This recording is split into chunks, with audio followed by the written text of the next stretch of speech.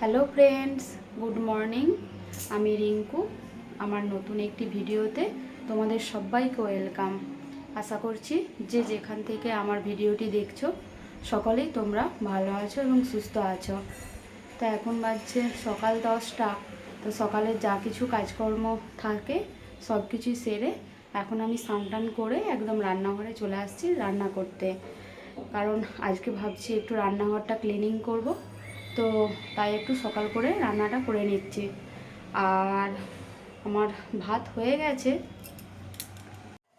এই যে দেখো আমার ভাত হয়ে গেছে। কারণ আমি ভাতটা স্নান করার আগেই বসিয়ে দিয়েছিলাম, তো ভাতটা হয়ে গেছে। আর আজকে বেশি কিছু রান্না করব না, যেহেতু রান্নাঘরটা একটু ক্লিনিং করব সেহেতু একটু সময় লাগবে, তাই বেশি কিছু রান্না করছি না। করছি সয়াবিন আলুর তরকারি আর লাউয়ের তরকারি। মানে লাউটা আমি প্রেসারে একটু সেদ্ধ করে রেখেছি, আর ভেন্ডিটা সেদ্ধ হবে। আর এর জন্য মশলাপাতি আমি বেটে রেখেছি সয়াবিন আলুর তরকারির জন্য। আর আমের চাটনি তো করাই আছে। তো ঠিক আছে, চলো তাহলে আমি রান্নাটা করে নিই, তারপর আবার তোমাদের সাথে কথা বলছি। আর বাইরের আবহাওয়াটা একটু দেখো, আজকে একটু মেঘলা মেঘলা আবহাওয়া।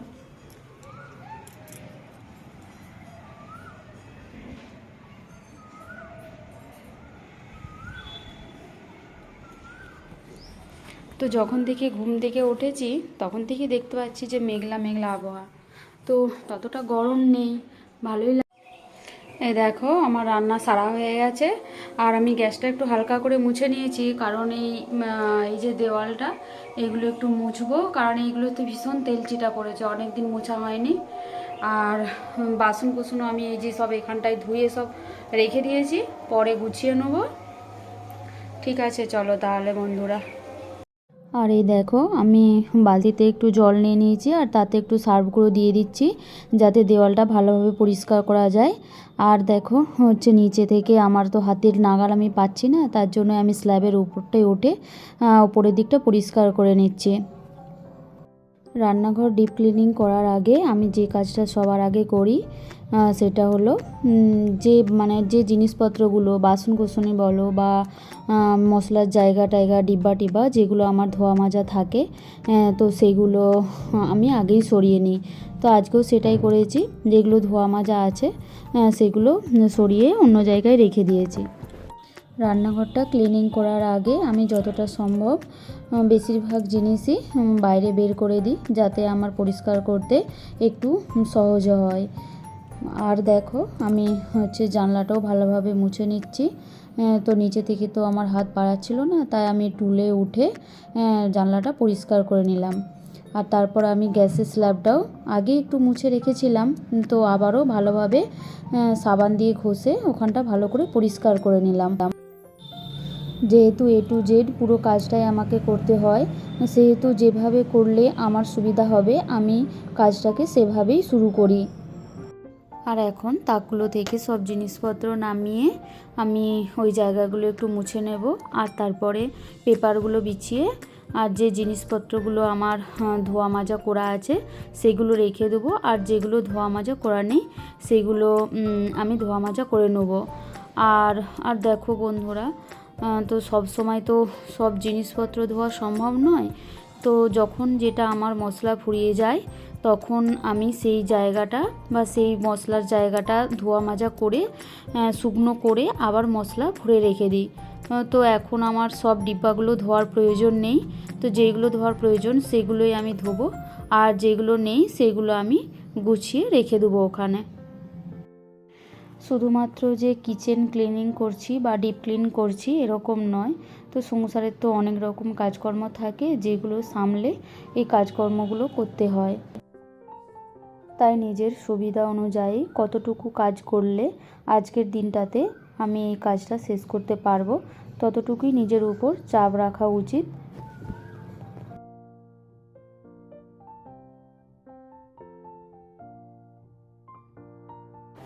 আমার কিচেনটাতে যেহেতু কিচেন চিমনি বা এগজস্ট পাখা নেই, সেহেতু প্রচুরই তেলচিটা পড়ে, আর সেই কারণেই মান্থলি আমাকে একবার হলেও পরিষ্কার পরিচ্ছন্ন করতে হয়।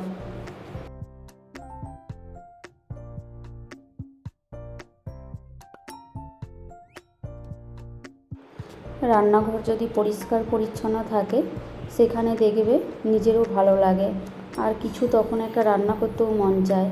আর যদি না পরিষ্কার পরিচ্ছন্ন থাকে তাহলে যেন কিছুই ভালো লাগে না।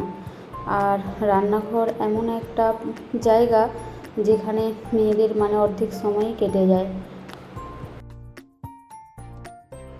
আর রান্নাঘরটা যদি পরিষ্কার পরিচ্ছন্ন থাকে তাহলে দেখবে সেখানে শরীর স্বাস্থ্য অনেকটা ভালো থাকে।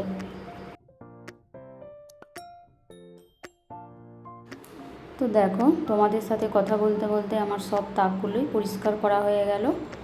আর দেখো, এই বোতলগুলো আমার তখনই কাজে লাগে যখন বিল্ডিংয়ে জল থাকে না, যখন অন্য জায়গা থেকে জল আনতে হয় তখনই এই বোতলগুলো কাজে লাগে।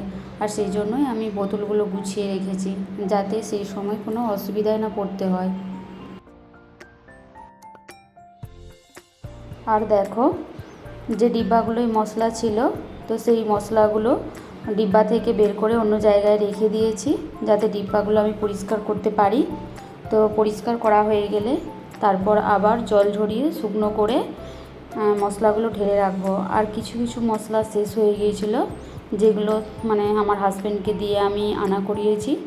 তো এখন দেখো, আমি মশলার জায়গাগুলো ভালোভাবে ধুয়ে নিচ্ছি, ধুয়ে নিয়ে রেখে দিচ্ছি যাতে জলটা ঝরে যায়। তারপর বিকেলে ডিব্বাগুলো মুছে মশলাগুলো এক এক করে ভরে রাখবো। রান্নাঘরে সবসময়ই দেখবে টিকটিকি, ইঁদুর, পিঁপড়ে, পোকামাকড় এইসবের উপদ্রব থাকে। তো রান্নাঘর যদি পরিষ্কার থাকে তাহলে এই সব জিনিসগুলোর উপদ্রব কম থাকে। আর তাছাড়াও রান্নাঘর একদিনে সবটা ক্লিনিং করা সম্ভব নয়, তাই রান্নাঘরের এক একটা পার্ট যদি তুমি এক একদিন পরিষ্কার করতে পারো, তাহলে মাসে যেদিন তুমি একদিন ডিপ ক্লিন করবে সেদিন তোমার অনেকটা সহজ মানে সুবিধা হবে, অতটা কষ্ট হবে না। আর তারপর দেখো, আমি রান্নাঘরটা ভালো করে ঝাঁট দিয়ে নিলাম। আপাতত সব ডিব্বাগুলো সব ধুয়ে মেজে রাখলাম, তো পরে আবার গুছাবো। ডিব্বাগুলো থেকে জল ঝরুক, মানে বেহাল অবস্থা হয়ে রয়েছে রান্নাঘরটার। তো এখন তো এই যে ঘড়ির কাঁটায় 2:10 বাজছে, তো তোমাদের দাদাভাই এখনও আসেনি। তো এরকমই হয়, আমাদের কিছু করার নেই, কারণ 2টার নিচে কোনো দিনই খাওয়া দাওয়া হয় না আমাদের। তো ঠিক আছে, দেখি তোমাদের দাদাভাই কখন আসে। চলো তাহলে। আর তারপর তোমাদের দাদাভাইও চলে আসছিলো, আর আমরা খাওয়া দাওয়া করে নিয়েছিলাম। তো আমি একটু রেস্ট নিচ্ছিলাম, তখন দেখি ভীষণ মেঘ ধরেছে, ঝড় উঠেছে। তো ভীষণ ভালো লাগছে, কারণ অনেকটাই গরম ছিল। তো তার কারণে তোমাদের সাথে একটু শেয়ার করলাম। আর দেখো বন্ধুরা, তোমরা একটা পাহাড় দেখতে পাচ্ছ কি না? আমি আগের ভিডিওতে তোমাদেরকে বলেছিলাম যে আমাদের বারান্দা থেকে একটা পাহাড় দেখা যায়। তো হালকাভাবে দেখা যাচ্ছে, যেটা তোমাদেরকে দেখানোর চেষ্টা করলাম।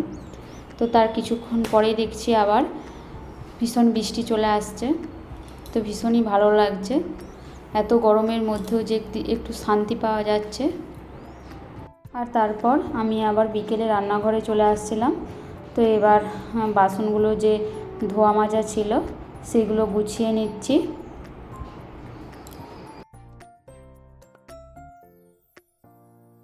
আর হ্যাঁ, আমার এই ধরনের ব্লগগুলি যদি তোমাদের ভালো লেগে থাকে, বা আজকের ভিডিওটি যদি তোমাদের ভালো লেগে থাকে, তাহলে অবশ্যই একটি লাইক করো, কারণ তোমাদের একটা লাইক আমাকে পরবর্তী ভিডিও বানাতে অনেক বেশি মোটিভেট করবে। আর তোমরা যদি চাও আমি ইউটিউবে একটুখানি জায়গা করে নিই, তাহলে অবশ্যই আমার চ্যানেলটি সাবস্ক্রাইব করতে পারো, আর অবশ্যই ব্লগগুলি শেয়ারও করতে পারো। আর তারপর দেখো, আমি মশলার জায়গাগুলি মানে ডিব্বাগুলি ভালো করে মুছে নিচ্ছি, নিয়ে এবারে মশলাগুলি এক এক করে ভরতে থাকবো। কিছু মশলা শেষ হয়ে গিয়েছিল, সেগুলো আনা করেছি, সেগুলো ভরে রেখে দেবো।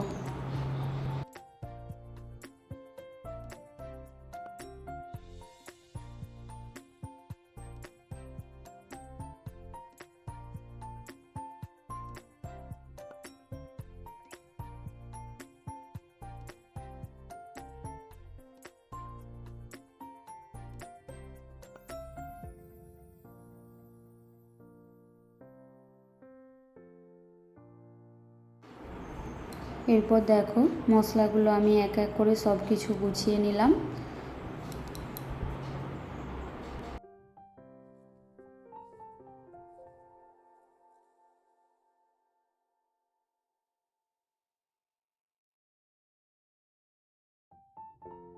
আর এরপর বড় বড় ডিব্বাগুলোতে, যেগুলোতে চাল থাকে, মুড়ি থাকে, তো সেগুলো আমি একটু একটু জল ছিল তো সেগুলো ভালো করে মুছে নিচ্ছি। নিয়ে চাল, মুড়ি এগুলো সব ঢেলে নেব।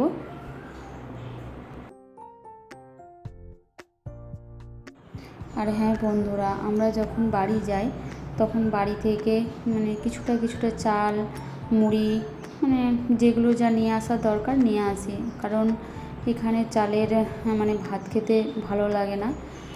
তো আমাদের মানে বাড়ির চাল বাড়িতেও আমাদের মানে কেনায়, অথচ মানে তবুও মানে চালটা ভালো। এখানে মানে দাম নেয় কিন্তু খেয়ে ভালো লাগে না, পোষায় না। তো যার কারণে আমরা যখন বাড়ি যাই তখন কিছুটা কিছুটা নিয়ে আসি। আর এরপর দেখো মশলার জায়গাগুলো ঠিকঠাক করে গুছিয়ে নিচ্ছি, যাতে যখন যেটা দরকার পড়বে তখনই যেন হাতের সামনে পাই।